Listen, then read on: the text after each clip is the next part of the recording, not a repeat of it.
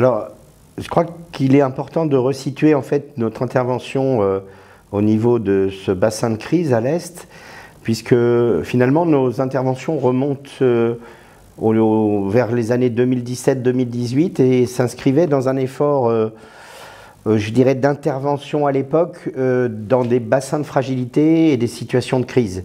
Il faut juste réaliser que l'AFD n'est pas un bailleur de l'urgence. On n'est pas une agence humanitaire, on est une agence de développement, une banque de développement.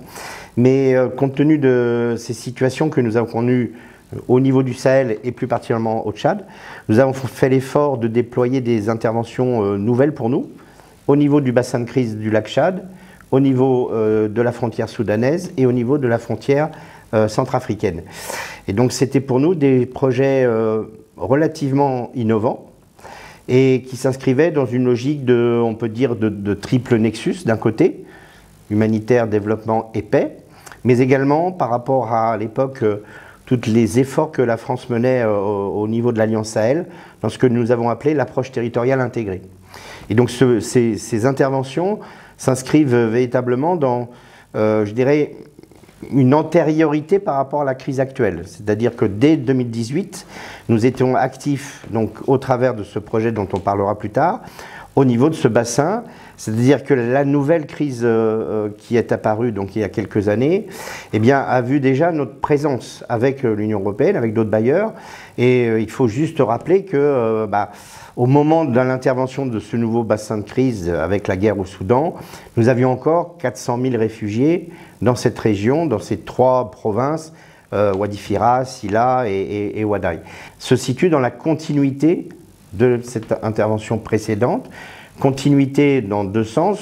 Le premier, on a continué cette approche coordonnée avec l'Union européenne et continué dans le sens où on a encore plus renforcé l'idée de stabilité et de développement, dans la mesure où, évidemment, dans ces situations, nous avons une énorme action des humanitaires, qu'ils soient de la société civile ou du système onusien, mais nous avons besoin aussi que les acteurs du développement plus classiques viennent s'insérer dans une sorte de continuum pour permettre effectivement, et j'insiste là-dessus, éviter la symétrie entre des services qui seraient réservés à des réfugiés, alors que les populations hautes dans ces régions du Tchad déjà connaissent beaucoup de difficultés.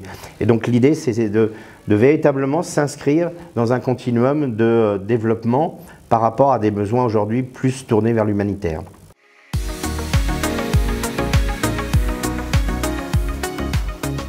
Le projet Respect est un des 7 projets d'intervention de l'AFD dans ces 3 provinces, Sila, Wadaï et Wadi Fira. On est, je dirais, en volume agrégé autour de 70 millions d'euros, avec des projets qui adressent les questions d'eau. C'est un projet sur les eaux de ruissellement, les seuils d'épandage avec la coopération suisse. Un projet plus axé sur la santé sexuelle et reproductive et les violences basées sur le genre. Un autre projet que nous menons avec le ministère de l'Éducation sur justement les questions d'éducation et notamment des questions d'éducation informelle. Et là-dedans s'inscrit effectivement le projet Respect. Le projet Respect est donc la suite d'une première phase que nous avons également menée avec l'Union européenne. Ce projet est mis en œuvre par un consortium d'ONG, IRC et Concern, et les caractéristiques sont celles que je vous évoquais tout à l'heure. On est à l'interface entre stabilité et développement. On essaye véritablement de réduire la symétrie des services dotés au niveau des populations hautes comme des populations réfugiées.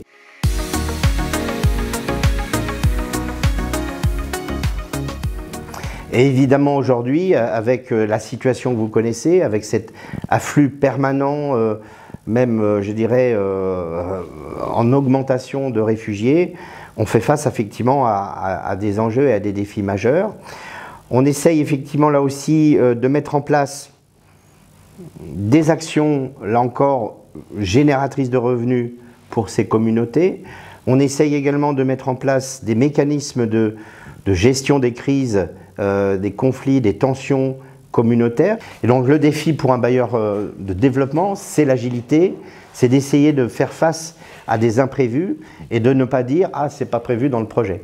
Donc ça, c'est quand même un mécanisme extrêmement intéressant de travail avec donc les ONG, les autorités locales et les autres bailleurs. L'autre défi, c'est on est sur des populations, je dirais, de toute façon déjà vulnérables. Rappelons-nous, donc depuis 20 ans, nous avions 400 000 réfugiés qui n'ont des réfugiés que le nom, dans la mesure où des générations entières sont nées sur place.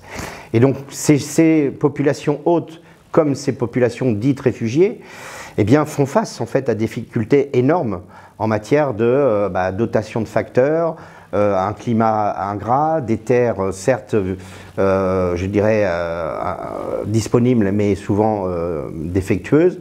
Donc on a tout un travail pour améliorer, là aussi, cette résilience des populations. Et évidemment, dans des situations comme ça, on a affaire à des défis tout simplement logistiques, opérationnels, pour arriver véritablement au dernier kilomètre et mettre en place les services auprès des bénéficiaires. Donc c'est des projets qui sont pour nous des défis, mais qui sont extrêmement apprenants. Et le défi aussi qui, à mon avis, est encore perfectible, c'est de la coordination des différents acteurs. Puisque nous sommes dans ces zones-là, par définition, présents entre humanitaire, stabilité et développement. Et cette coordination des acteurs, société civile, ONG, autorités locales, onusiens, développeurs comme nous, bailleurs classiques, on a un effort accru à effectivement mettre en place pour améliorer ça.